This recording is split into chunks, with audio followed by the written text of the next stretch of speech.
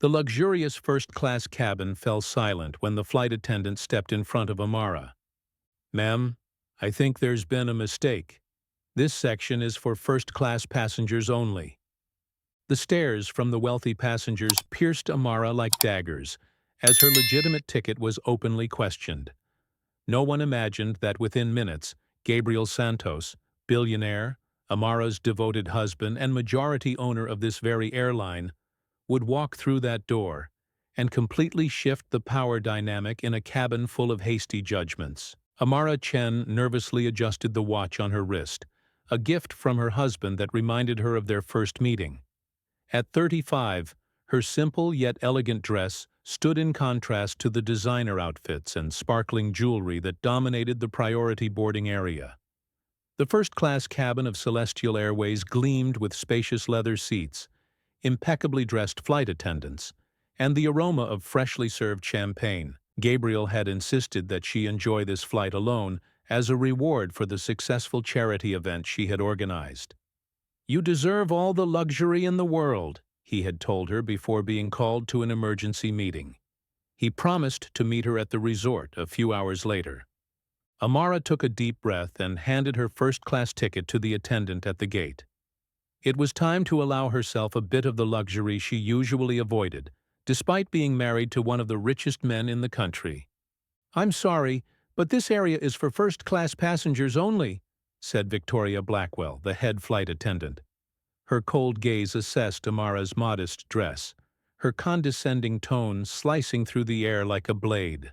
Tall and impeccably groomed, Victoria wore her auburn hair in a tight bun.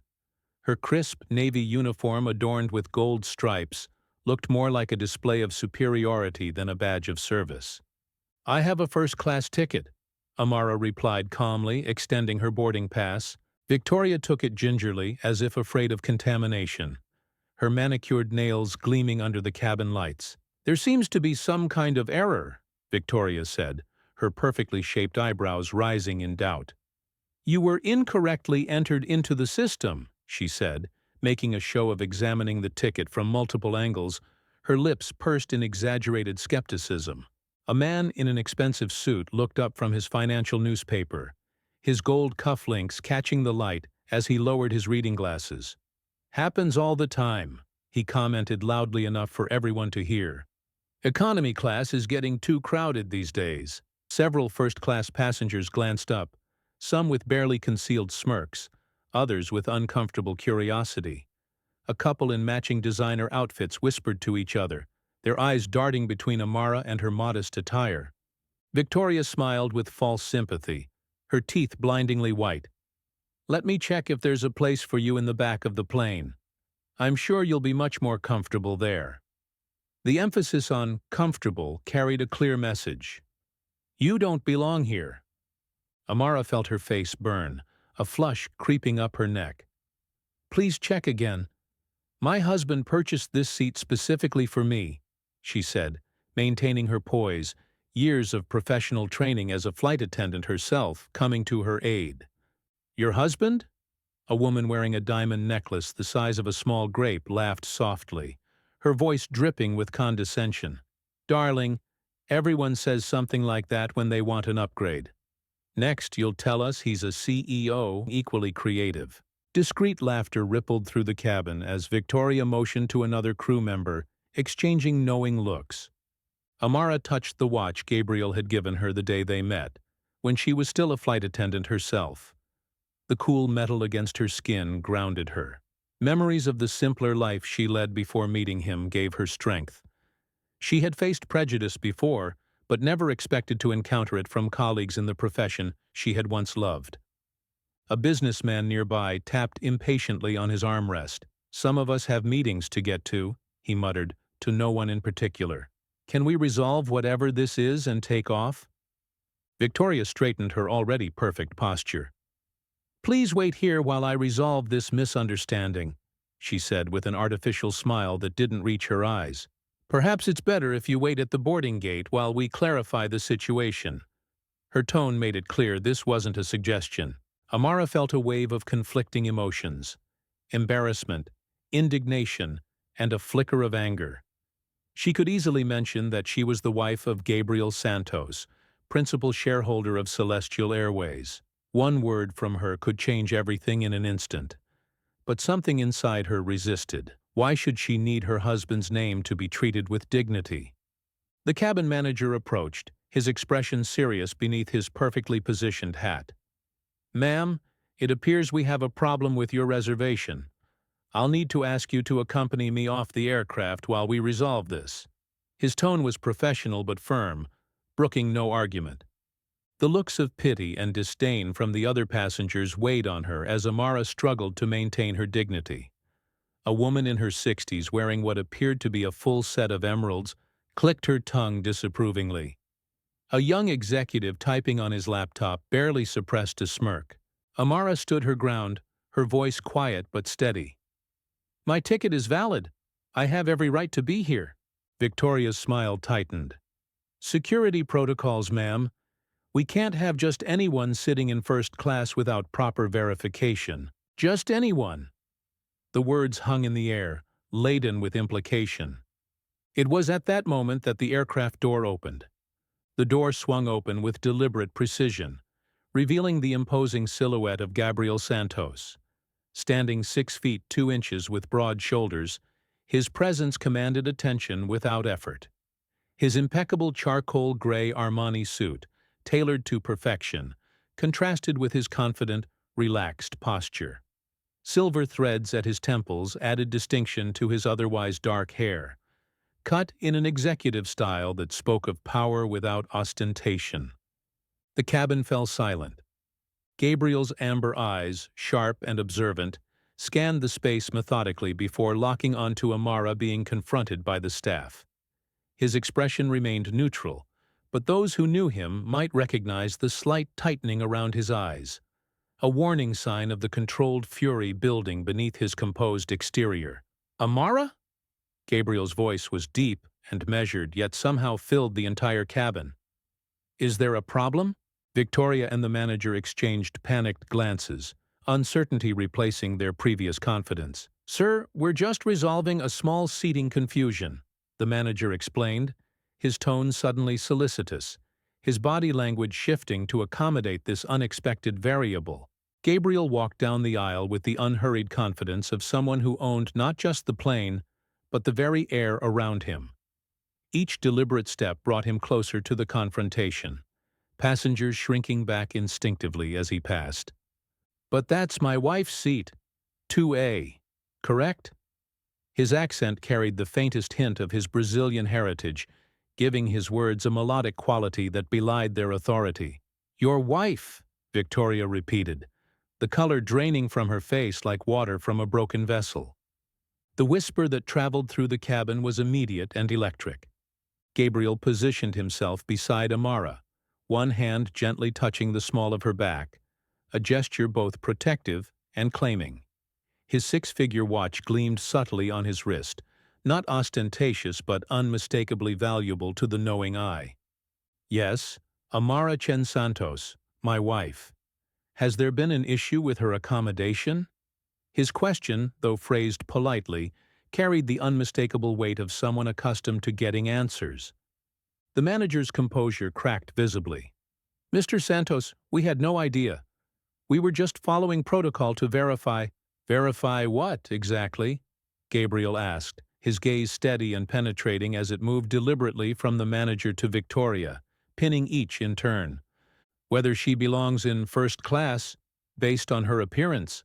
The cabin fell into absolute silence, the kind that seems to swallow even the sound of breathing, as the realization of who he was and the magnitude of their mistake began to dawn on everyone present. "Mr. Santos, we didn't know," Victoria stammered, her face now completely pale, all previous arrogance evaporated like morning dew under a harsh sun. The badge on her uniform visibly trembled, the gold pins catching light with each nervous movement. Sweat beaded along her hairline, threatening her perfect makeup. Gabriel's presence seemed to expand, filling the cabin with an almost palpable energy. Though he hadn't raised his voice or made any aggressive movement, the power dynamic had shifted seismically. At 45, He carried himself with the quiet confidence of a man who had built an empire from the ground up, not through inheritance or luck, but through intelligence and unwavering determination. "Clearly," he replied. The single word hung in the air like a verdict.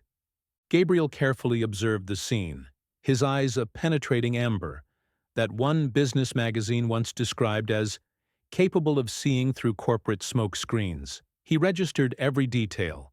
Amara's embarrassment, her shoulders slightly hunched despite her efforts to appear composed. The now wide-eyed looks of the passengers, some frantically tapping on their phones as they recognized him. The flight crew's sudden, almost comical shift in posture, from authoritative to servile in seconds. When Gabriel spoke, his voice remained calm, steady, composed, but there was a gravity to it, an unspoken command in his tone that made every word land with the weight of truth and authority.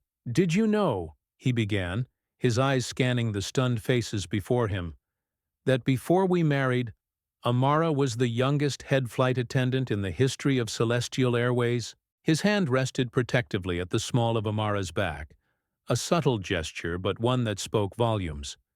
It was both grounding and affirming, as if to silently say, "I see you. I honor you. I'm with you." "She understands more about protocol and service than probably everyone in this cabin combined," he continued. A hush fell over the passengers as if the air itself dared not move. An audible sigh broke the silence. The woman with the oversized diamond necklace, who just moments ago had scoffed at Amara, was now hunched over the in-flight magazine, staring blankly at a page she hadn't turned in minutes. Her perfectly manicured fingers twisted her wedding band over and over, the nervous tick betraying her discomfort. The businessman who had loudly complained about delays suddenly found his shoes fascinating, his gaze glued to the floor like a child caught misbehaving. Gabriel continued, his voice softening just slightly, not with weakness, but with pride. "She once prevented a mid-air emergency by noticing a passenger's symptoms before even the man himself realized something was wrong." He paused, letting the weight of the moment settle before adding, "She saved his life." The words carried no exaggeration, only fact. "The airline gave her a commendation," Gabriel said. "A plaque still displayed at headquarters, though I'm beginning to wonder if anyone here has actually seen it." Victoria, standing mere feet away, looked stricken. Her complexion, already pale, had drained of all color. The authority in her posture had evaporated. She now looked like a student facing a principal. Her chin lowered slightly, hands clasped tightly behind her back. The cabin manager shifted nervously beside her, tugging at his collar, as a bead of sweat slowly traced its way down his temple. He looked like a man drowning in his own uniform. Gabriel continued, his tone perfectly even, controlled, but undeniably commanding. "I asked for the flight to wait for my arrival," he said. "I wanted to surprise my wife." He paused again, this time more deliberately, a faint edge entering his voice. "It seems I arrived at an opportune moment." The way he said opportune, slow, intentional, was a masterstroke in restraint. It didn't need to be shouted. The threat was in the silence that followed, in the way the cabin collectively held its breath. He turned his full attention to the manager, who now clutched his cap in both hands, holding it in front of him like a flimsy shield. "As the majority shareholder of Celestial Airways," Gabriel said slowly, "I am deeply concerned about what I've witnessed here today." The phrase, "majority shareholder," exploded in the cabin without needing to be shouted. A gasp came from a passenger near the window. Several people shifted uncomfortably. A woman exhaled sharply through her nose as if trying to catch her breath.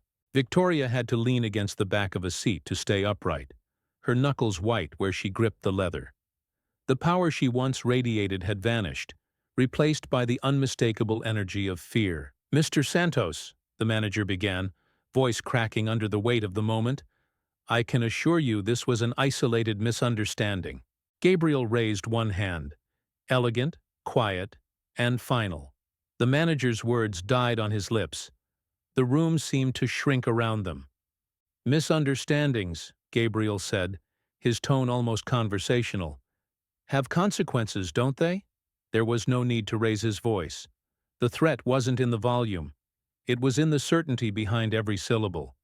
Without another word, Gabriel pulled his phone from his jacket pocket and began typing, each movement precise, fluid, and unapologetically decisive. "I've just sent an email to the board," he announced. "Starting tomorrow, all Celestial Airways employees will undergo a new anti-discrimination training program." He looked up slowly, eyes locking on Victoria. "Miss Blackwell," he said, his gaze unwavering, "you'll have the honor of being the first participant." Victoria swallowed hard, her throat visibly constricting. Words failed her. Her career, once so carefully built, now flashed before her eyes like pages in a burning book. The silver wings pin on her uniform, once worn with pride, now felt impossibly heavy, like a weight she could no longer carry. "As for the position of Director of Customer Experience that we were discussing filling," Gabriel continued, turning to the manager, "I believe my wife, with her previous experience at the company and her recent experience as a customer, will be perfectly qualified to take over, if she wishes." Amara's eyes widened slightly. This was the first time she had heard of such a position. A flicker of surprise crossed her face before she composed herself. Gabriel then addressed the passengers, his voice projected for all to hear without ever needing to raise it. "Ladies and gentlemen, I apologize for the delay. As compensation, champagne will be complimentary throughout the flight." Then, just for Victoria, though still loud enough for those nearby, he added, "Please ensure my wife receives appropriate attention during the flight. Your future with the company depends on it." Victoria nodded silently, her empire of arrogance crumbling completely before everyone. The transformation was complete, from imperious authority figure to humble servant in the span of minutes. She stepped back, motioning to the other flight attendants to begin service immediately. No one in the cabin missed the irony or the lesson. The businessmen who had been dismissive now looked on with newfound respect, not just for Gabriel's power, but for Amara's dignity throughout the ordeal. A co-worker or even a stranger, someone who might be struggling to be seen for who they really are, and don't forget to subscribe for more true, powerful stories. Like this one, tap the notification bell, so you never miss a story that might just shift your perspective or brighten your day every time you like, share, or comment. You help spread messages that matter. Stories that cut through the noise and remind us of something simple but essential, that everyone deserves to be treated with respect, that behind every face is a story, and that sometimes the most powerful people walk quietly, love deeply, and ask for nothing but fairness. Until the next story, stay kind, stay open, and remember, the heart always sees more than the eye ever.